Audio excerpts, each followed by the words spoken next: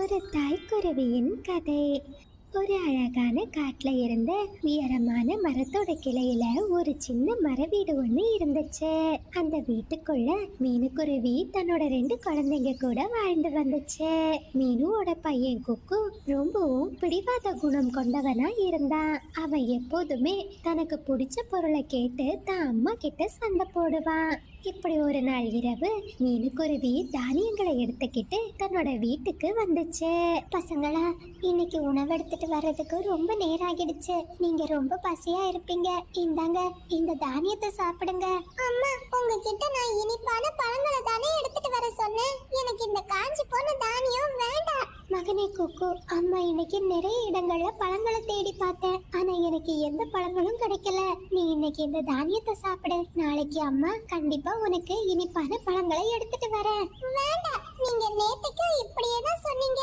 இனிப்பான பழங்கள் இல்லைன்னா நான் சாப்பிடவே மாட்டேன். டேய் குக்கு, நீ எதுக்காக இப்படி அடம் பிடிக்கிற? அம்மா கிட்ட எதிர்த்து பேசக்கூடாது. ஒழுங்கா இந்த தானியத்தை சாப்பிடு. நான் யாரு சொன்னாலும் கேட்க மாட்டேன் அப்படின்னு சொன்ன குக்கு அந்த தானியத்தை சாப்பிடாம தன்னோட கூட்டுல படுத்து தூங்கிட்டான். குக்குவோட இந்த செயலை பார்த்த சாராவும் மீனுக்குருவியும் ரொம்பவும் வருத்தப்பட்டாங்க. அப்படியே மறுநாள் பொழுது விடிஞ்சது. மீனுக்குருவி தான் குழந்தைங்களுக்காக இனிப்பான பழங்களை தேடி தான் வீட்டுல இருந்து வெளியே பறந்து போச்சு. குக்கு, நீ இந்த தானியத்தை சாப்பிடு. நீ நேற்றுக்கு ராத்திரி எதுவுமே சாப்பிடல. அம்மா இனிப்பான பழங்களை கொண்டு வந்த அப்புறம் நான் அதை சாப்பிட்டுக்கிறேன். எனக்கு இந்த தானியம் வேண்டவே வேண்டாம். சரி குக்கு, நீ வா. நாம அம்மா கூடவே போய் அவங்க எப்படி இனிப்பான பழங்களை கண்டுபிடிக்கிறாங்கன்னு பார்க்கலாம். நமக்கு தேவைப்படுற நேரம் எல்லாம் நாம அப்படியே போய் இனிப்பான பழங்களை எடுத்துட்டு வரலாம். ஹை அக்கா, இந்த யோசனை ரொம்ப நல்லா இருக்கு அப்படின்னு பேசிக்கிட்டு 2 குழந்தைங்களும் மீனுக்குருவியை பின்தொடர்ந்து பறக்க ஆரம்பிச்சாங்க. மீனுக்குருவி இனிப்பான பழங்களை தேடி கிராமத்தை நோக்கி பறக்க ஆரம்பிச்சது. குழந்தைங்களும் தான் அம்மாவுக்கு தெரியாம மெதுவா தான் அம்மாவை பின்தொடர்ந்துகிட்டே பறந்து போனாங்க. ஒரு வழியா கிராமத்துக்கு வந்த மீனுக்குருவி ஒரு வீட்டோட பக்கத்துல ஒரு மாதுளை மரத்துல நிறைய மாதுளை பழங்கள் பழுத்து தொங்கிக்கிட்டு இருக்கிறத பார்த்துச்சு. ஆகா, இங்க எவ்வளவு நிறைய மாதுளை பழங்கள் இருக்கு. இதை எடுத்துட்டு போய் குக்குவுக்கு கொடுத்தா அவர் ரொம்ப சந்தோஷப்படுவான் அப்படின்னு சொல்லிக்கிட்டு மீனுக்குருவி அந்த மரத்துல இருந்து ஒரு மாதுளை பழத்தை பறிச்சு கீழே போட்டுச்சு. அந்த நேரத்துல அங்கு வந்த வீட்டோட முதலாளி இத பார்த்து ரொம்பவும் கோவப்பட்டாங்க. குருவிகளோட தொல்லை தாங்கவே முடியல. குருவி, ஷூ, இங்க இருந்து போ, இல்லைன்னா கல்லை எரிஞ்சு உன் மண்டைய உடைச்சிடுவேன் அப்படின்னு அந்த முதலாளி அம்மா சொன்னதுமே பயந்து போன மீனுக்குருவி அங்கிருந்து பறந்து போயிடுச்சு. இது எல்லாத்தையும் குழந்தைங்க 2 பேரும் ஒரு மரக்கிளையில உட்கார்ந்து பார்த்துக்கிட்டு இருந்தாங்க. ஐயோ அக்கா, இந்த முதலாளி ரொம்ப மோசமானவங்களா இருக்காங்க. எனக்கு பயமா இருக்கு. வா வா, இங்க இருந்து போயிடலாம் அப்படின்னு பேசிக்கிட்டு குழந்தைங்க 2 பேரும் மறுபடியும் தன்னோட அம்மாவை பின்தொடர ஆரம்பிச்சாங்க. கொஞ்சம் தூரம் பறந்து போன மீனுக்குருவி ஒரு புதரோட பக்கத்துல நிறைய மல்பரி பழங்கள் பழுத்திருக்கிறத பார்த்துச்சு. இந்த பழங்கள் எல்லாம் ரொம்ப நல்லா பழுத்திருக்கு. இது ரொம்ப இனிப்பா வேற இருக்கும். இந்த பழங்களை குழந்தைங்களுக்காக எடுத்துட்டு போலாம். குருவியோட சத்தத்தை கேட்டு அந்த புதருக்குள்ள இருந்த ஒரு பாம்பு வெளியே வந்துச்சு. ஹே குருவி, ஒழுங்கா இங்க இருந்து போயிடு. இந்த மல்பரி பழங்களை எல்லாம் நான் தான் சாப்பிடுவேன். இந்த பழங்கள் பழுக்கிறதுக்கு நான் ரொம்ப நாட்களா காத்துக்கிட்டு இருக்கேன். என் குழந்தை ரொம்ப நாளா என்கிட்ட இனிப்பான பழங்களை கேட்டுக்கிட்டு இருக்கான். இந்த பழங்கள்ல ஒரு 2 பழங்களை எனக்கு தருவீங்களா? இத சாப்பிட்டா என் குழந்தைங்க ரொம்ப சந்தோஷப்படுவாங்க. இல்ல, முடியாது. ஒழுங்கா இங்க இருந்து போயிடு, இல்ல உன்னை கடிச்சிடுவேன். இல்ல வேண்டாம், நான் இங்க இருந்து போயிடுறேன் அப்படின்னு சொன்ன மீனுக்குருவி அங்கிருந்து பறந்து போச்சு. இத மரக்கிளைகளுக்கு இடையில ஒளிஞ்சிருந்த குழந்தைங்க பார்த்துக்கிட்டு இருந்தாங்க. அக்கா, அந்த பாம்பு ரொம்ப மோசம். நம்ம அம்மாவை இப்படி திட்டிடுச்சே. அம்மா குக்கு, பாம்புகள் எல்லாம் ரொம்ப ஆபத்தானவங்க. அவங்க கிட்ட நாம ரொம்ப ஜாக்கிரதையா நடந்துக்கணும் அப்படின்னு பேசிக்கிட்டு குழந்தைங்க மறுபடியும் தான் அம்மாவை பின்தொடர்ந்து பறக்க ஆரம்பிச்சாங்க. கொஞ்சம் தூரம் பறந்து போன மீனுக்குருவி ஒரு வயலோட பக்கத்துல நிறைய தானியங்கள் சிதறி கிடக்கிறத பார்த்துச்சு. என் குழந்தைங்களுக்கு இனிப்பான பழங்கள் தான் கிடைக்கல, அவங்களோட பசிய போக்குறதுக்கு இந்த தானியத்தையாச்சும் எடுத்துட்டு போலாம் அப்படின்னு சொன்ன மீனுக்குருவி அங்க சிதறி இருந்த தானியங்கள் ஒவ்வொன்றத்தையும் பொறுமையா எடுத்து ஒரு இடத்துல சேர்த்துச்சு. அந்த நேரத்துல ஒரு மோசமான காகம் அந்த இடத்துக்கு பறந்து வந்துச்சு. ஹே குருவி, யார கேட்டுக்கிட்டு இங்க இருக்கிற தானியங்களை எல்லாம் எடுக்கிற? காகமே, இந்த தானியத்தை நான் தான் முதல்ல பார்த்தேன். என் குழந்தைங்க பசியா இருக்காங்க, நான் அவங்களுக்காக இந்த தானியத்தை எடுத்துட்டு போகணும். ஹே குருவி, நேத்துக்கு ராத்திரியே இந்த இடத்துக்கு வந்து இங்க இருக்கிற தானியங்களை எல்லாம் பார்த்துட்டு போயிட்டேன். நான் தான் இன்னைக்கு இந்த தானியங்களை எடுத்துட்டு போவேன். ஒழுங்கா இங்க இருந்து போயிடு, இல்ல என் கூர்மையான அழகால உன்னை கொத்தி கிழிச்சிடுவேன். அக்கா, அந்த காகத்தை பாத்தியா? நம்ம அம்மாவை எப்படி திட்டுதுன்னு. அது நம்ம அம்மாவை ஏமாத்துது. எனக்கு வர கோவத்துக்கு அந்த காகத்தை, தம்பி குக்கு, அவசரப்படாத. நாம அம்மாவுக்கு தெரியாம வந்திருக்கோம். நம்மள இங்க பார்த்தா அம்மா ரொம்ப கோவப்படுவாங்க. மீனுக்குருவியும் காகத்துக்கிட்ட எதுவுமே சொல்லாம அங்கிருந்து பறந்து போயிடுச்சு. மீனுக்குருவிக்கு எங்கேயுமே எந்த உணவுமே கிடைக்கல. அது மறுபடியும் தன்னோட காட்டை நோக்கி பறக்க ஆரம்பிச்சது. போகிற வழியில ஒரு ஆற்றங்கரையோட பக்கத்துல ஒரு கொய்யா மரத்துல ஒரு கொய்யா பழம் இருக்கிறத மீனுக்குருவி பார்த்துச்சு. அப்பாடா, இந்த கொய்யா பழத்தையாச்சும் என் குழந்தைங்களுக்காக எடுத்துட்டு போலாம் அப்படின்னு மீனுக்குருவி சொல்லிக்கிட்டு இருந்த நேரம் அந்த இடத்துக்கு வேகமா ஒரு கிளி பறந்து வந்துச்சு. ஹே குருவி, இங்க இருந்து போ. இந்த கொய்யா பழம் என்னோடது. கிளி அண்ணா, நான் தான் இந்த கொய்யா பழத்தை முதல்ல பார்த்தேன். தயவு செஞ்சு இந்த கொய்யா பழத்தை எனக்கு கொடுத்துடுங்க. இல்ல குருவி, இங்க பாரு.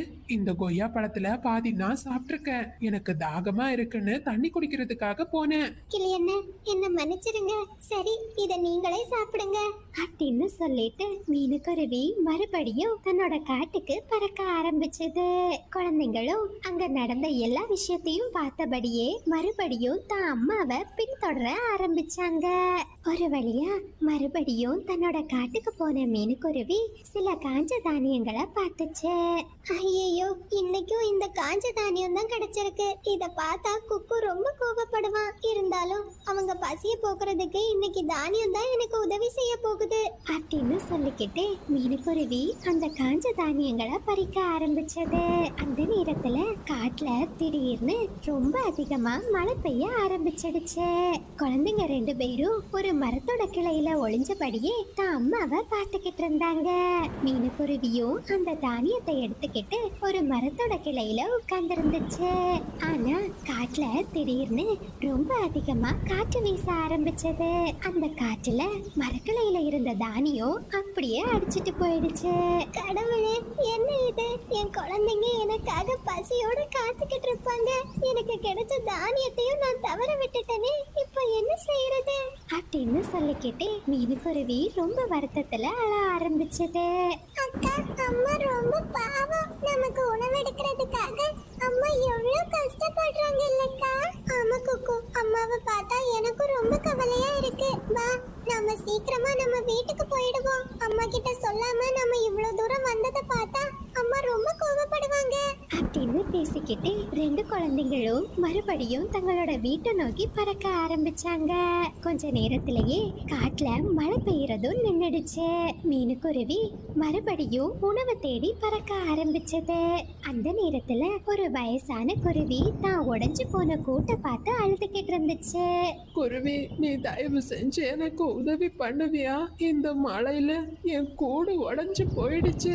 இந்த வயசான காலத்துல எனக்குன்னு இருக்கிறது இந்த கூடு மட்டும்தான். நீங்க கவலைப்படாதீங்க, நான் உங்களோட கூட்டை சரி பண்ணி தரேன் அப்படின்னு சொன்ன மீனுக்குருவி அந்த பாட்டிமாவோட கூட்டை சரி செஞ்சு கொடுத்துச்சு. மகளே, நீ ரொம்ப நல்லா இருக்கணும்மா. உனக்கு எந்த குறையும் வராதுமா. சரி பாட்டிமா, நான் கிளம்புறேன். என் குழந்தைங்க பசியோட இருப்பாங்க, நான் அவங்களுக்காக உணவு தேடி ஆகணும் அப்படின்னு சொன்ன மீனுக்குருவி மறுபடியும் கொஞ்ச தூரம் பறக்க ஆரம்பிச்சது. அந்த நேரத்துல மீனுவோட கண்களுக்கு ஒரு மரத்துல ஒரு ஆப்பிள் பழம் பழுத்து தொங்கிக்கிட்டு இருக்கிறது தென்பட்டுச்சு. உடனே ரொம்ப சந்தோஷமான மீனுக்குருவி அந்த பழுத்த ஆப்பிள் பழத்தை பறிச்சுக்கிட்டு தன்னோட வீட்டுக்கு பறந்து போச்சு. ஆனா அதுக்கு முன்னாடியே குழந்தைங்க 2 பேரும் வீட்டுக்கு வந்து தான் அம்மாவுக்காக காத்துக்கிட்டு இருந்தாங்க. பசங்களா, இந்தாங்க, உங்களுக்காக நான் இன்னைக்கு இனிப்பான ஆப்பிள் பழத்தை கொண்டு வந்திருக்கேன். இத சாப்பிடுங்க. அம்மா, எங்களுக்கு இந்த ஆப்பிள் பழம் வேண்டாம். நீங்க நேத்துக்கு கொண்டு வந்த காஞ்ச தானியமே எங்களுக்கு போதும். அத நாங்க சந்தோஷமா சாப்பிடுறோம் அப்படின்னு சொன்ன குழந்தை குக்கு தான் அம்மா கிட்ட அந்த ஆப்பிள் பழத்தை கொடுத்துக்கிட்டு அந்த தானியத்தை சாப்பிட ஆரம்பிச்சான். குழந்தை குக்குவோட இந்த மாற்றத்தை பார்த்த மீனுக்குருவி ரொம்பவும் சந்தோஷப்பட்டுச்சு. அப்படியே காட்டுல ராத்திரி நேரம் வந்துச்சு. அம்மா, நீங்க எங்களுக்காக தினம் தினம் ரொம்ப கஷ்டப்படுறீங்க. காட்டுல நிறைய இடங்களுக்கு போய் நிறைய சவால்களை சந்திக்கிறீங்க. இனிமே உங்ககிட்ட அது வேணும் இது வேணும்னு நாங்க என்னைக்குமே எந்த பொருளையும் கேட்டு அடம் பிடிக்க மாட்டோம்.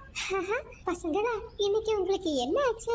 இதுக்காக ரெண்டு பேரும் வித்தியாசமா நடந்துக்கிறீங்க. தான் அம்மா இப்படி கேட்டதுமே குழந்தை குக்கு இன்னைக்கு நடந்த எல்லா விஷயத்தையும் தான் அம்மா கிட்ட சொன்னா.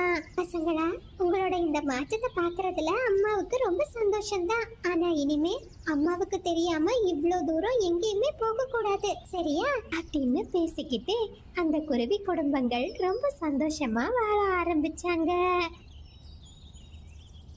நண்பர்களே, இது சப்ஸ்கிரைபர் விருப்பத்திற்கான நேரம்.